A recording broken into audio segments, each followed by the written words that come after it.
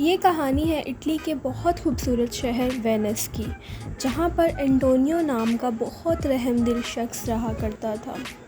Antonio جتنا امیر تھا اتنا ہی رحم دل انسان تھا۔ وہ اپنے شہر وینس کے لوگوں کی مدد کرنے میں ہمیشہ آگے رہتا تھا۔ انٹونیو کا بہت اچھا دوست بسینیو تھا۔ بسینیو کی شادی ایک بہت امیر لڑکی پورشیا سے ہونے والی تھی، لیکن بسینیو کے پاس شادی کے لیے پیسے کم تھے، اور اسی کے بارے میں وہ بات اپنے دوست انٹونیو سے کرتا تھا۔ ایک دن اسی طرح انٹونیو اور بسینیو آپس میں بات چیت کر رہے تھے کہ ان کی نظر شائلاک پہ پڑتی ہے۔ اب شائلاک کون ہوتا ہے؟ شائلاک وینس کا ہی ایک شہری ہوتا ہے، لیکن وہ یہودی ہوتا ہے۔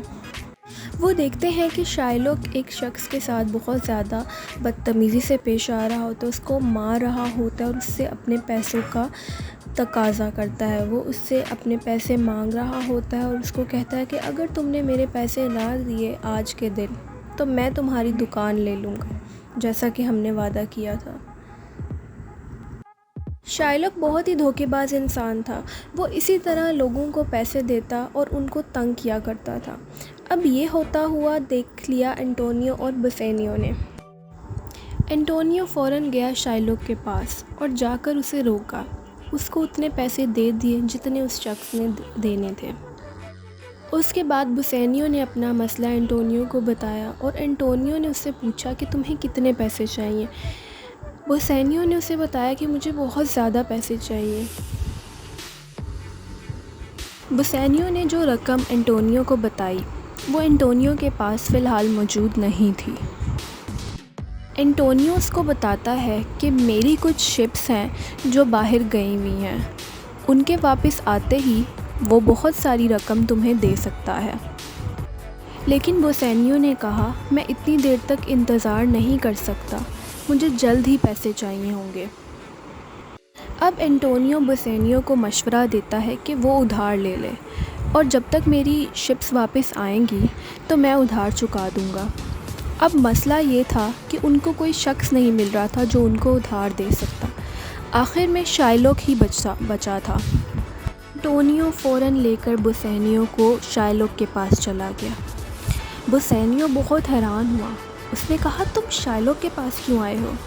انٹونیو کے دماغ میں ایک آئیڈیا تھا۔ اس نے کہا کیوں نہ ہم شائلاک سے پیسے لے لیں اور 3 مہینے تک کا وقت لے لیں، اتنے میں میری شپس بھی واپس آ جائیں گی، تمہارا کام بھی ہو جائے گا اور شائلاک کو اس کے پیسے بھی واپس دے دیں گے۔ بسینیو نے اسے یاد دلایا۔ اس نے اسے بتایا کہ وہ خالی پیسے نہیں دیتا بلکہ اس کے بدلے میں بہت گھنونے کام کرتا ہے، گھنونی شرطیں رکھتا ہے۔ انٹونیو کو پورا یقین تھا کہ اس کی شپس ضرور واپس آ جائیں گے اور وہ آسانی سے پیسے واپس کر دے گا، لیکن بسینیو جانتا تھا کہ شائلاک کبھی بھی آسانی سے پیسے نہیں لے گا، وہ ضرور کچھ نہ کچھ بیچ میں کرے گا۔ شائلاک جب دیکھتا ہے کہ انٹونیو اور بسینیو میری شاپ کے باہر کھڑے ہیں بہت حیران ہوتا ہے اور نفرت کی نگاہ سے ان دونوں کو دیکھتا ہے، کیونکہ انٹونیو کو وہ اپنا دشمن سمجھتا ہے۔ انٹونیو ہمیشہ اس کے ہر کام میں ٹانگ اڑا کر لوگوں کی جان بچا لیتا ہے جن کو شائلاک تنگ کر رہا ہوتا تھا۔ وہ انٹونیو سے بہت نفرت کرتا ہے۔ انٹونیو اور بسینیو اندر آتے ہیں۔ انٹونیو شائلاک سے اپنی بات کرتا ہے، اس سے ادھار پیسے مانگتا ہے۔ شائلاک بہت حیران ہوتا ہے، وہ اس سے منع کر دیتا ہے میں تمہیں پیسے ہرگز نہیں دوں گا، لیکن 1 منٹ کے لیے وہ سوچتا ہے کہ یہی صحیح موقع ہے، میں انٹونیو سے اپنا بدلہ پورا کر سکتا ہوں، میں اس کو بہت اچھے سے سبق سکھا سکتا ہوں۔ اب شائلاک واپس مڑتا ہے اور اس سے کہتا ہے کہ میں تمہیں ادھار دینے کے لیے تیار ہوں، لیکن ادھار کے عوض میں تمہیں ایک شرط دیتا ہوں، اس شرط پر تمہیں عمل کرنا ہوگا، اور وہ شرط یہ ہے کہ اگر تم نے وقت پر پیسے نہیں لوٹائے تو میں تمہاری ساری جائیداد کا مالک بن جاؤں گا اور تمہیں اپنی جائیداد مجھے دینی ہوگی۔ انٹونیو کو اپنی شپس پر بہت یقین ہوتا ہے، وہ اسے ہاں کہہ دیتا ہے، لیکن بسینیو اسے فوراً روکتا ہے۔ وہ کہتا ہے تم پاگل تو نہیں ہو، شائلاک ضرور کچھ نہ کچھ کر کے ہمارے ساتھ یہ کر کے ہی رہے گا، لیکن انٹونیو اسے سمجھاتا ہے، کہتا ہے یقین کرو میرا۔ بسینیو بہت اداس ہو جاتا ہے، وہ ادھار لے کے آتے ہیں۔ اب اگلے دن بسینیو اور پورشیا کی شادی ہو جاتی ہے اور دونوں بہت خوشی سے رہ رہے ہوتے ہیں۔ اب بس انتظار ہوتا ہے تو ان شپس کا کہ وہ واپس آئیں اور انٹونیو اپنا ادھار واپس اتار دے اور شائلاک سے ان کی جان چھوٹ جائے۔ ایک دن ایسا ہوتا ہے کہ انٹونیو کو کورٹ سے بلاوا آتا ہے۔ جب وہ کورٹ میں جاتا ہے تو اسے وہاں جا کر پتہ چلتا ہے کہ شائلاک نے اسے کورٹ میں بلایا ہے اور اس نے وہاں جا کر یہ بات کی ہے کہ ادھار دینے کی تاریخ نکل چکی ہے اور اب شائلاک اس کی تمام جائیداد کو ہتھیانے والا ہے۔ انٹونیو بہت پریشان ہو جاتا ہے۔ دوسری طرف جہاں پر بوسینیو کو جب یہ بات پتہ چلتی ہے وہ بہت پریشان ہوتا ہے، پورشیا کو سارا قصہ بتاتا ہے۔ پورشیا اس سے بہت ناراض ہوتی ہے، وہ کہتی ہے کہ تم نے آخر انٹونیو کو روکا کیوں نہیں، وہ ایسی شرط پر مان کیسے گیا، سارا شہر جانتا ہے کہ شائلاک کیسا انسان ہے۔ اب کیا ہو سکتا تھا، پانی تو سر سے گزر چکا تھا۔ پورشیا انٹونیو سے کہتی ہے تم فکر مت کرو، میں یہ مسئلہ حل کر کے آؤں گی۔ بوسینیو اور پورشیا دونوں کورٹ میں جاتے ہیں، لیکن یہاں ایک تبدیلی ہوتی ہے۔ پورشیا اپنے روپ میں نہیں جاتی بلکہ ایک لائر کے روپ میں جاتی ہے، یعنی کہ وکیل بن کے جاتی ہے انٹونیو کی۔ جج شائلاک کو یہ مشورہ دیتا ہے کہ وہ اس کی ساری جائیداد کو چھوڑ دے، بلکہ جتنے پیسے اس نے ادھار لیے تھے وہ اس سے اتنے ہی پیسے ادھار واپس لے لے، لیکن شائلاک نہیں مانتا۔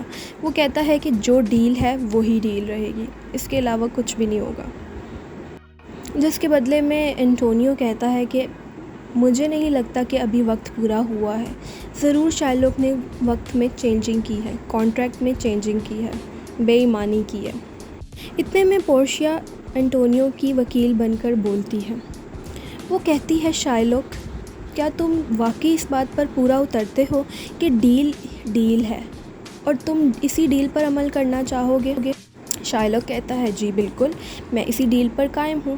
تو پورشیا اس کو ایک خبر پڑھواتی ہے، پورے کورٹ میں وہ ایک خبر پڑھتی ہے جس میں یہ لکھا ہوتا ہے انٹونیو کی جتنی بھی شپس تھیں وہ ساری سمندر میں کہیں کھو گئی ہیں اور اب ان کے واپس آنے کا کوئی امکان نہیں ہے۔